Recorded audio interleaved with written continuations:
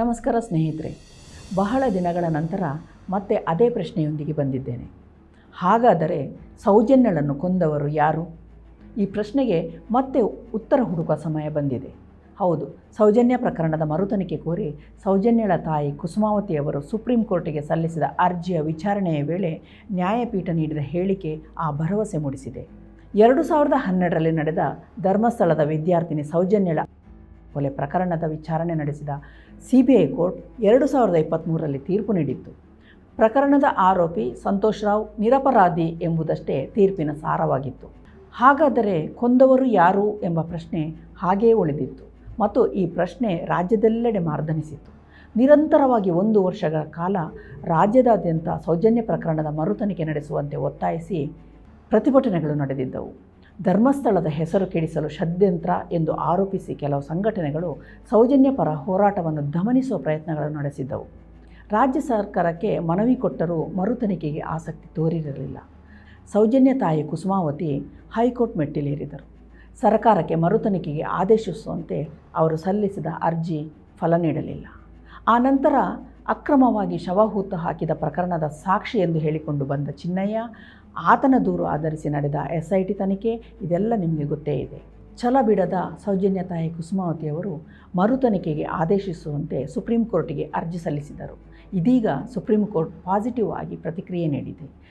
ಸೌಜನ್ಯ ಪ್ರಕರಣದ CBI ತನಿಖೆಯ ಬಗ್ಗೆ ಅಸಮಾಧಾನ ಹೊರಹಾಕಿರುವ ನ್ಯಾಯಮೂರ್ತಿಗಳು ಈ ಪ್ರಕರಣ ರಾಜ್ಯ ಸರ್ಕಾರದಿಂದ ಮರುತನಿಖೆ ನಡೆಸುವುದು ಸೂಕ್ತವಾಗಿದೆ ಎಂದು ಹೇಳಿದ್ದಾರೆ.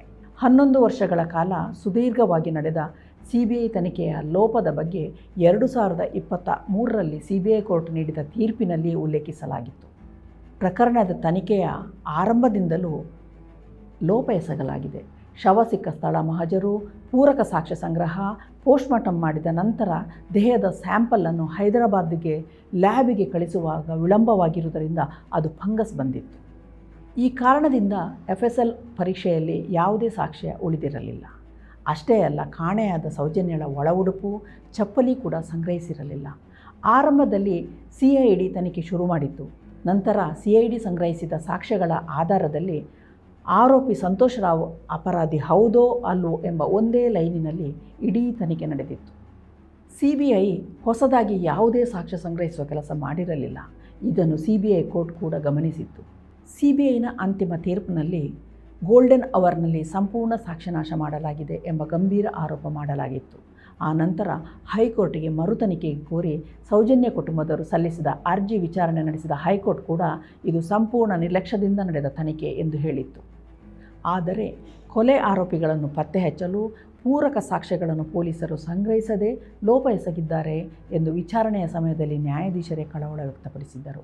ಹೀಗಾಗಿ ಮರುತನಿಖೆಯಿಂದ ಯಾವುದೇ ಪ್ರಯೋಜನ ಇಲ್ಲ ಎಂಬ ನಿರ್ಧಾರಕ್ಕೆ ಹೈಕೋರ್ಟ್ ಕೂಡ ಬಂದಿತ್ತು. ಅರ್ಜಿಯನ್ನು ವಜಾ ಮಾಡಿತ್ತು.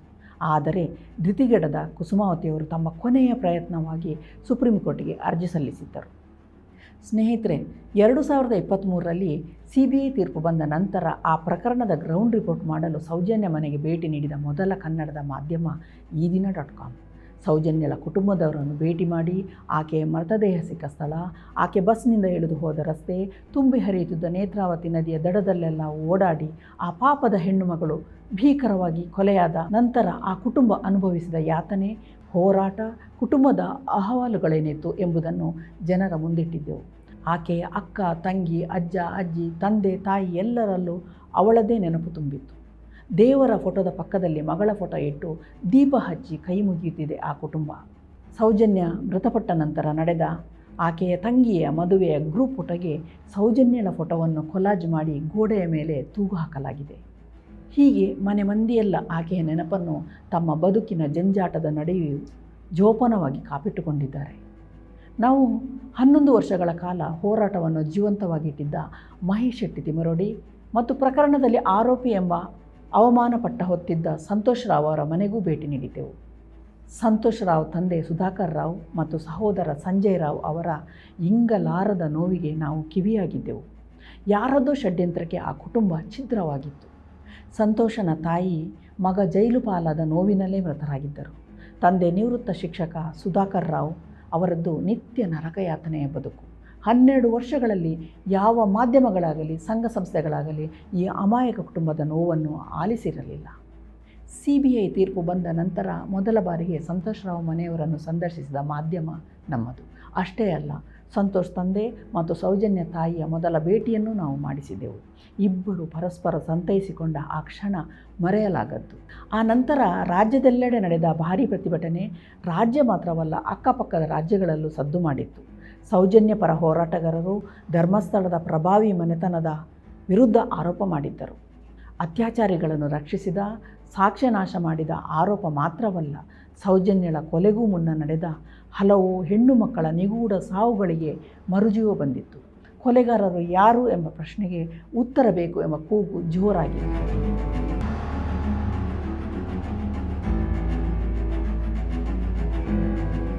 ಈ ಸಂದರ್ಭದಲ್ಲಿ ಮತ್ತೊಮ್ಮೆ ಇಡೀ ಪ್ರಕರಣವನ್ನು ನಾವೆಲ್ಲ ನೆನಪಿಸಿಕೊಳ್ಳೋಣ. ಕರ್ನಾಟಕದ ಪ್ರಸಿದ್ಧ ತೀರ್ಥಕ್ಷೇತ್ರ ಧರ್ಮಸ್ಥಳದ ಜನರ ಜೀವನಾಡಿ ನೇತ್ರಾವತಿಯ ದಡ 2012 ಅಕ್ಟೋಬರ್ 10ರಂದು ಭೀಕರ ಕ್ರೌರ್ಯವೊಂದಕ್ಕೆ ಸಾಕ್ಷಿಯಾಗಿತ್ತು.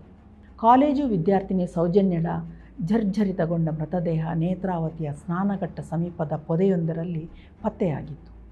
17 ವರ್ಷದ ಸೌಜನ್ಯಳನ್ನು ಗೈದು ಭೀಕರವಾಗಿ ಕೊಲೆ ಮಾಡಲಾಗಿತ್ತು.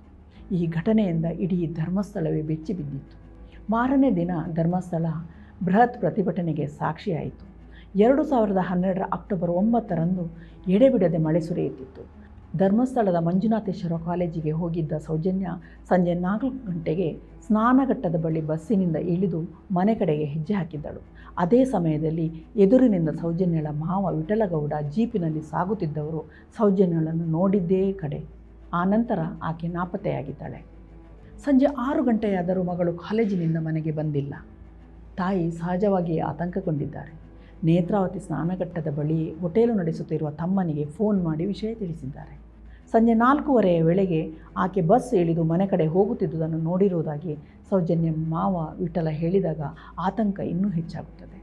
ಆಕೆಯನ್ನು ಕೊನೆಯ ಬಾರಿಗೆ ನೋಡಿದ ಆ ಮಣ್ಣಸಂಕ ಎಂಬ ಜಾಗದಲ್ಲಿ ಹುಡುಕಾಟ ನಡೆಸಿದ್ದಾರೆ. ಇಡೀ ರಾತ್ರಿ ಊರಿನ ಜನರೆಲ್ಲ ಸೇರಿ ಹುಡುಕಿದ್ದಾರೆ. ಪೊಲೀಸರಿಗೂ ದೂರು ನೀಡಿದ್ದಾರೆ.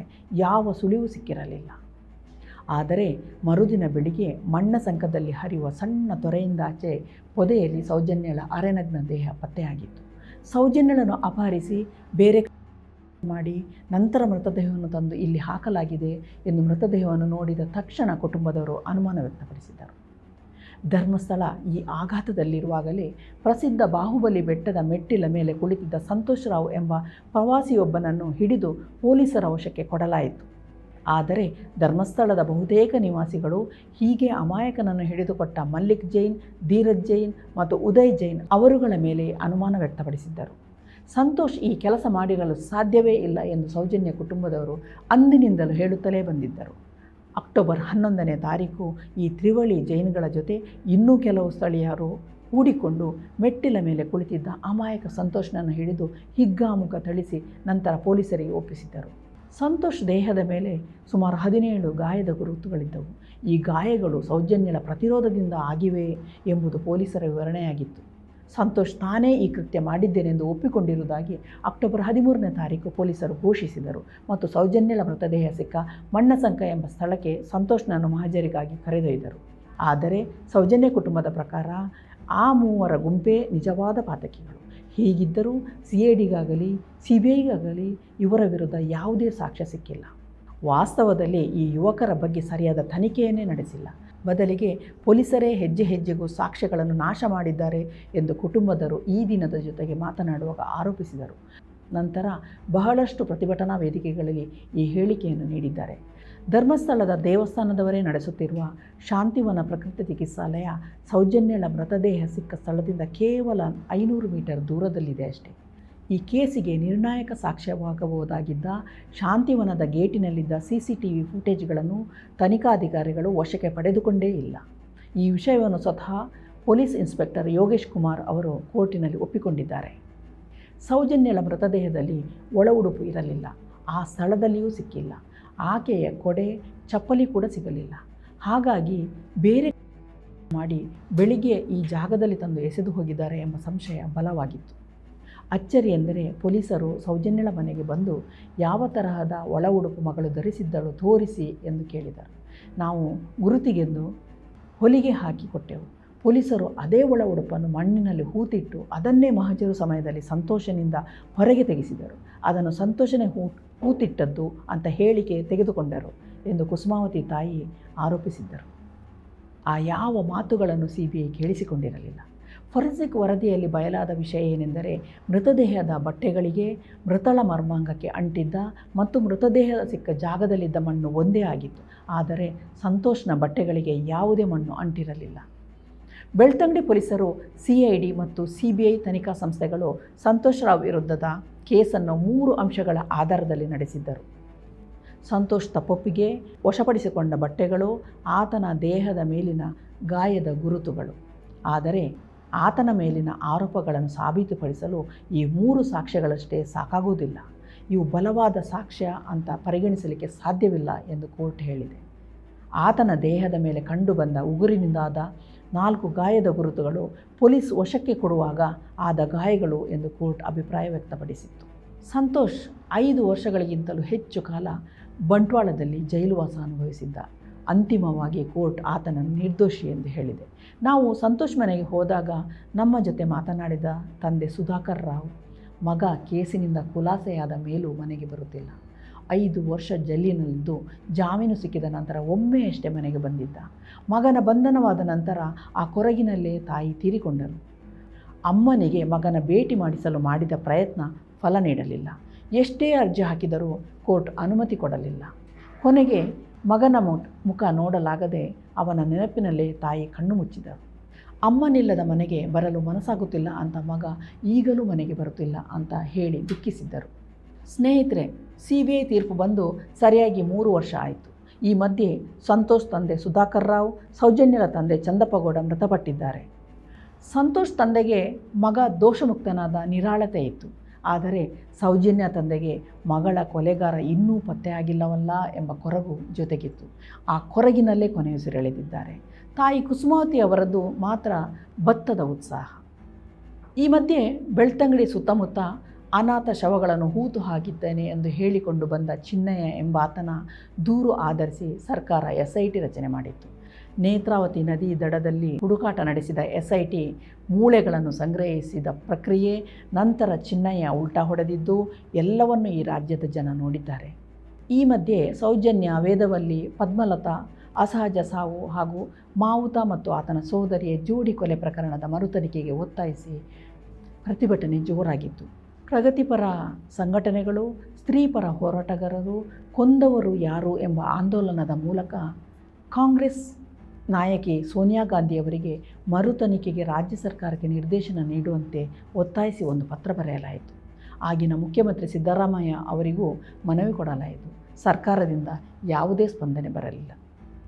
ಈ ಮಧ್ಯೆ ಸುಪ್ರೀಂ ಮೆಟ್ಟಿಲೇರಿದ ಕುಸುಮಾವತಿ ಅವರ ಹೋರಾಟಕ್ಕೆ ಸಣ್ಣದೊಂದು ಭರವಸೆಯ ಬೆಳಕಿಂಡಿ ತೆರೆದುಕೊಂಡಂತಾಗಿದೆ. ಇದೊಂದು ಅಪರೂಪದ ಪ್ರಕರಣ ಮತ್ತು ಸುದೀರ್ಘ ಹೋರಾಟ ಕಂಡ ಪ್ರಕರಣ. ಸುಪ್ರೀಂ ನಿರ್ದೇಶನದಂತೆ ರಾಜ್ಯ ಸರ್ಕಾರ SIT ರಚನೆ ಮಾಡಿ ದಕ್ಷ ಅಧಿಕಾರಿಯನ್ನು ನೇಮಕ ಮಾಡಬೇಕು.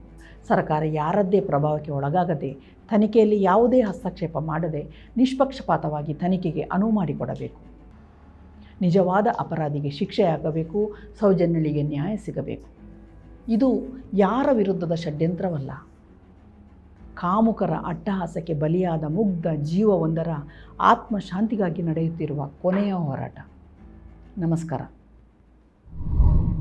ಮತ್ತಷ್ಟು ವಿಶೇಷ ವಿಡಿಯೋಗಳನ್ನು ನೋಡಲು ಮತ್ತು ಹೊಸ ವಿಡಿಯೋಗಳ ಬಗ್ಗೆ ತಿಳಿಯಲು EDina.com ಯೂಟ್ಯೂಬ್ ಚಾನೆಲ್ ಸಬ್ಸ್ಕ್ರೈಬ್ ಮಾಡಿ ಮತ್ತು ಬೆಲ್ ಐಕಾನ್ ಕ್ಲಿಕ್ ಮಾಡಿ.